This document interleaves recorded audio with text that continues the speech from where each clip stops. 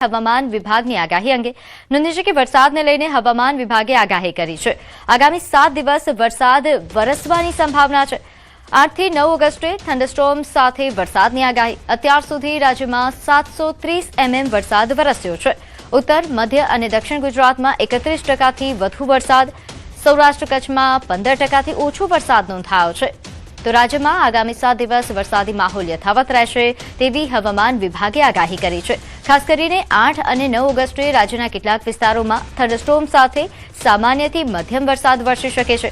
1 જૂનથી અત્યાર સુધી રાજ્યમાં 481 મિલીમીટર વરસાદ નોંધાયો છે, જે સામાન્ય 433 મિલીમીટરની સરખામણીએ 11% વધુ છે।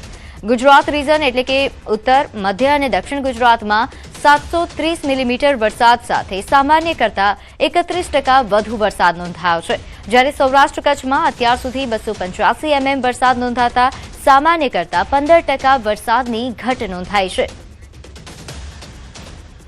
आने वाले 7 दिनों के लिए हम गुजरात स्टेट की बात करेंगे तो गुजरात स्टेट के सारे डिस्ट्रिक्ट कवर हैं, जिसमें लाइट टू मॉडरेट रेन का पूर्वानुमान है। और थंडरस्टॉर्म की बात करेंगे तो डे 2 और डे 3 के लिए थंडरस्टॉर्म की वार्निंग है गुजरात रीजन के लिए। और आज के लिए फिशरमैन की वार्निंग है नॉर्थ गुजरात कोस्ट के लिए स्क्वाली विंड के साथ, और जो विंड की स्पीड होगी वो 45 से 55, और साथ में जो गस्टी विंड होगी वो 65 किलोमीटर पर आवर के आसपास रहने का पूर्वानुमान है।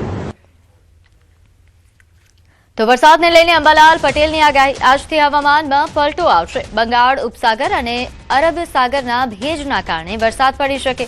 સાયક્લોનિક સર્ક્યુલેશનના કારણે વરસાદની સંભાવના। ઉત્તર ગુજરાતમાં વરસાદ પડી શકે છે। 8 અને 9 ઓગસ્ટના વરસાદની આગાહી છે। સાબરકાંઠા, બનાસકાંઠા, અરવલ્લીમાં વરસાદ પડી શકે। કોઈ ભાગમાં 3 ઇંચથી વધુ વરસાદ પડી શકે। મધ્ય ગુજરાત અને દક્ષિણ ગુજરાતમાં વરસાદની આગાહી।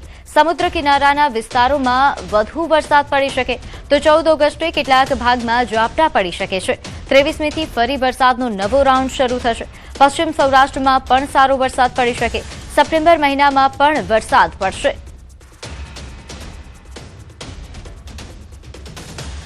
हाल कोई सिस्टम सक्रिय नहीं, पण बंगाल उपसागरનો ભેજ અને અરબ સાગરના ભેજના કારણે વરસાદ થવાની શક્યતા રહેશે। લગભગ સાયક્લોનિક સર્ક્યુલેશનના કારણે વરસાદ થવાની શક્યતા રહેશે, જેમાં ઉત્તર ગુજરાતના ભાગોમાં વરસાદ થવાની શક્યતા રહેશે। તારીખ 7મી ઓગસ્ટથી પણ હવામાનમાં પલટો આવે। તારીખ 8-9 ઓગસ્ટમાં લગભગ ઉત્તર ગુજરાતના ભાગો, સાબરકાંઠાના ભાગો, બનાસકાંઠાના ભાગો અને અરવલ્લીના ભાગોમાં વરસાદ થવાની શક્યતા રહે। કોઈ ભાગમાં 3 ઇંચ કે તેથી વધુ વરસાદ થવાની શક્યતા રહે। આ ઉપરાંત પંચમહાલના ભાગોમાં પણ વરસાદ થવાની શક્યતા રહે અને દક્ષિણ ગુજરાતના ભાગોમાં પણ વરસાદ થવાની શક્યતા રહે। તારીખ 23 ઓગસ્ટ બાદ પણ પર્વતાકારનો મેઘ જ્યાં ચડે ત્યાં પડે અને 2 થી 7 સપ્ટેમ્બરમાં વરસાદ આવવાની શક્યતા રહે। ઉલ્લેખનીય છે કે 12 સપ્ટેમ્બર બાદ અરબ સાગર પણ કંઈક અંશે સક્રિય થવાની શક્યતા રહે।